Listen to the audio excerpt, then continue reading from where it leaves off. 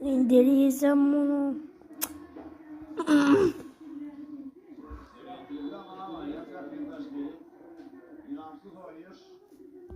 Ve geçecek.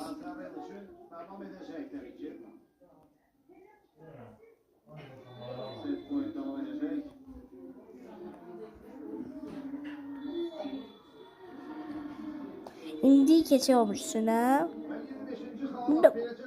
Ne burada durmadı.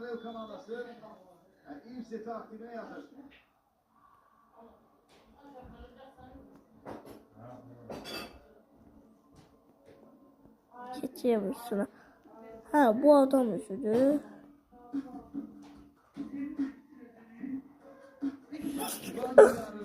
Sevinç getirdik. 17 Mart'tan 30 Mart'a dek Nakçıvan'da ilk mağazamızın açılışı şerefine Nardalış'ta ne az ne çok düz 60%'e dek indirim sen gözlüyor. Özü de indirimin kıymeti 24 aya dek bölüm. Hala biliyor bunu bilmedim. Keçey. Bir kere bu. Hayır. Bir şey sıralayacak. Bir. Öyle. Bu ne durdurdum? Bu ne lan? 10. Bundan başkası gelmez. Ay nasıl oldu? 2. Keşke bir bunu koymasaydım.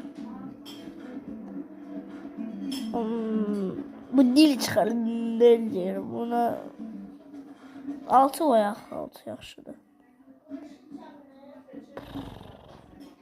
8 5 9 bu biraz yetti. Yaxşıdır. Sıralamamız qurtardı. Sağ olun.